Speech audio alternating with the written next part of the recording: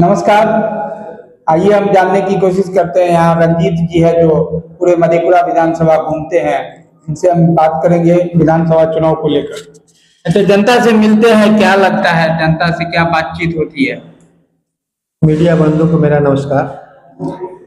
देखिए, जनसुराज पार्टी नए विचार के साथ बिहार में बदलाव की मुहिम के साथ यहाँ पे उतरी है और जनसुराज पार्टी का जो बातें हैं वो हम जनता के बीच रख रहे हैं। जो विगत सरकार है ये 30-40 सालों से आप इनको देख रहे हैं, कोई भी कार्य को जमीनी स्तर से उनका उतर नहीं रहा है। केवल कार्य के नाम पे कागजी कार्रवाई हो रही है, कुछ भी नहीं ऐसा हो रहा है जो बदलाव प्रति देखा जाए। प्रशांत जी किशोर जी का कहना है, जो हमारे नेता जनसुराज पार्टी के हैं, कहते हैं कि बिहार में जब तक बदलाव की मुहिम जनता के बीच नहीं जागृत होगी तो बदलाव कैसे होगा। बदलाव के लेके हम जनता के बीच जा रहे हैं, लोगों को बता रहे हैं। जो हमारी सबसे पहली मुहिम है शिक्षा की बातें हम लोगों के बीच रखते हैं।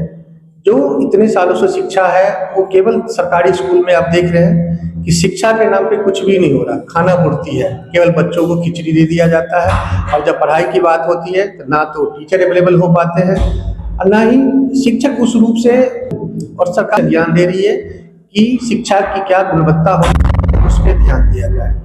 तो शिक्षा को लेकर के हम लोगों को जागरूक कर रहे हैं, बता रहे हैं कि हमारे बच्चे जो पढ़ने में तेज है, अगर जनसुराज पार्टी उनको एक अच्छी शिक्षा देने के लिए प्राइवेट स्कूलों में उनकी एडमिशन करवाएगी और उनका जो खर्चा होगा जनसुराज पार्टी सत्ता माते उनकी सारा शिक्षा का भार अपने ऊपर ले लेंगे। दूसरी बात है, देखिए पेंशन की योजना सरकार कहती है कि हम पेंशन दे रहे हैं, वृद्धा पेंशन दे रहे हैं, विधवा पेंशन दे रहे हैं, लेकिन पेंशन के नाम पे धोखा हो रहा है। 400 रुपये पेंशन, मुझे नहीं लगता आज के डेट में, आप सोचिए कि आज 20 सालों से 400 रुपये में सरकार टिकी हुई है। क्या 400 रुपये कुछ हो पाता है? कुछ भी नहीं हो पाता है 400 में। अगर आप देखें तो आदमी 10 दिन चाय भी नहीं पिएगा 400 रुपये में। तो 400 की जो मुद्दा है, जनसुराज पार्टी कहती है 400 से कुछ भी होने वाला नहीं है। जनसुराज पार्टी अगर सत्ता में आती है तो उस पेंशन को बढ़ा के 2000 रुपये कर दिया है। अगर पति पत्नी बुजुर्ग है तो 2000 और 2000 4000 रुपये आएगा, तो एक पेंशन की स्थिति अच्छी बन जाएगी। तीसरा मुद्दा आप आ जाइए किसान पे। हमारा राज्य किसान प्रधान है, किसानों से ही हमारे राज्य की प्रगति होती है। किसान भगवान के रूप में होता है, उनकी अनाज अब देखते पूरे देश में बिहार का एक अव्वल नंबर पे होता है जो अनाज को हम सारे राज्य में पहुंचाते हैं। तो किसान की बात जब हम करते हैं तो किसान को समय पे कुछ भी मुहैया ये सरकार नहीं करवा पा रही है। आप आए दिन देखते हो कि मीडिया से कुछ भी छुपा हुआ नहीं है। 900 समय बीज मिलता है, बीज की कालाबाजारी होती है, खाद की कालाबाजारी होती है। अभी आपने यूरिया का देखा होगा, सरकार कहती है कि हम सब्सिडी दे रहे हैं, ये कर रहे हैं, लेकिन सब्सिडी तो है लेकिन अवेलेबल तो आप कर दो ना कम से कम। जब हमारे यहाँ अवेलेबल ही नहीं है कोई भी चीज तो हम कैसे उस चीज को मान लें। जो 300, 280, 82 रुपए की यूरिया है वो किसान को 500 रुपये बोरा लेना पड़ जा रहा है, तो किसान कहाँ से खुश रहेगा बताइए। तो जनसुराज पार्टी कहना है कि ये जो भ्रष्टाचार मुक्त सरकार चल रही है इससे हम मुक्त करवाएंगे, भ्रष्टाचार को मुक्त कराएंगे। और जब भ्रष्टाचार मुक्त होगा तो बदलाव होगा, और बदलाव जब होगा तो हमारी जनता खुश होगी। तो इन्हीं सब मुद्दा हम जनता के बीच रख रहे हैं, लोगों को बता रहे हैं और घर घर जन जन तक जा रहे हैं, लोगों के बीच अपनी बातें रख रहे हैं। और जनता हमें सुनती भी है और समझती भी है और हमें कहती है कि भैया बहुत देख लिया इस सरकार को, अब ये सरकार झेलने लायक नहीं है, प्रताड़ित हो गए हैं, तंग हो गए हैं। हमें आज तक विश्वास ही नहीं था कि कोई ऐसी पार्टी आएगी जो हमें इस भ्रष्टाचार मुक्त से, इस राज्य से, हमारी जो एक कहते हैं ना परिकल्पना करते हैं कि बिल्कुल ही बैठी हुई निकम्मी सरकार है और जनता के बारे में कुछ भी सूद लेने की नहीं है। लेकिन अब हमारे बीच नेता प्रशांत किशोर जी आए हैं जो हमारी बातों को सुन रहे हैं, समझ रहे हैं और हमारी व्यवस्था परिवर्तन की मुहिम को आगे लेना चाहते हैं। और इसी मुहिम के अंतर्गत हम गांव में जाते हैं, प्रखंड वाइज जितने भी पंचायत स्तर पे हैं लोगों से जुड़ रहे हैं, और जो हमारी कार्यकर्ता हैं, बूथ कार्यकर्ता से लेकर के पंचायत कार्यकर्ता से लेकर के जिला कार्यकर्ता, प्रखंड कार्यकर्ता, घर घर जाने का काम कर रहे हैं, लोगों के बीच अपनी बातों को रख रहे हैं। अच्छा, आज प्रेस कॉन्फ्रेंस बुलाया गया था कार्यालय पे। देखिए, प्रेस कॉन्फ्रेंस इसलिए बुलाया गया था कि जो सरकार हमारी निकम्मी है, वो कहती है कि हमने ये कर दिया, हमने ये कर दिया, फलाना ठिकाना, इतनी सारी बातों को करते हैं। कहते हैं कि जनगणना हमने करवा लिया। अरे जनगणना करवा लिया आपने, पैसे तो खर्च कर दिए, लेकिन जनगणना के आधार पे आपने क्या कागजी कार्रवाई के अलावा कुछ भी किया है? जनगणना के आधार पर आपने बोला था कि महादलित परिवारों को, जो गरीब लोग उनको 3 डिसमिल जमीन देंगे। क्या 3 डिसमिल जमीन मिला है किसी को?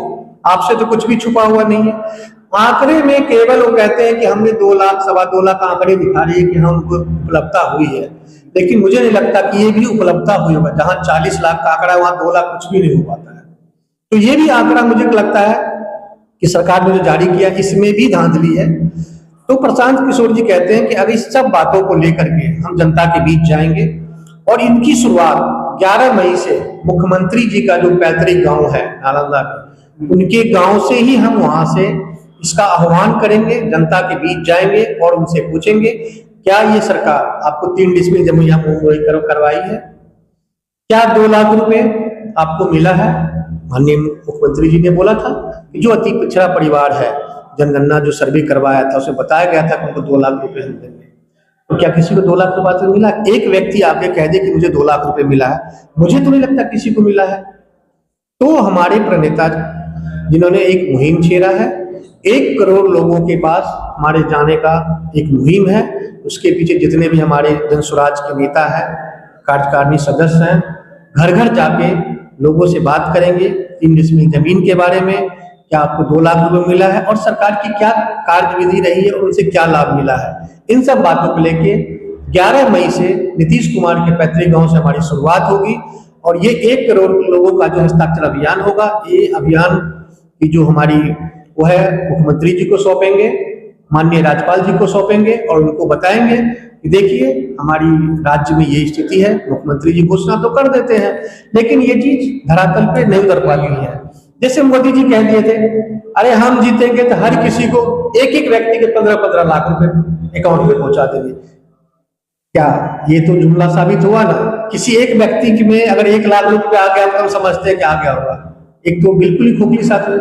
तो उनका ही भाई नीतीश जी हैं, ये भी बोले कि हम जनता सर्वे करवाएंगे, सर्वे के नाम पे लाखों करोड़ों अरबों रुपए खर्च कर दिए, लेकिन कागजी कार्रवाई होकर रह गया। ना किसी को 3 डिसमिल जमीन मिला, ना 2 लाख रुपए मिले, ना तो शिक्षा पे उनका कोई ध्यान है, ना कोई किसानों की बात के मुद्दा लेके आते हैं, बस सिर्फ खोखली कार्रवाई के नाम पे कह देते हैं। नीतीश जी भ्रष्ट तो पदाधिकारी भ्रष्ट।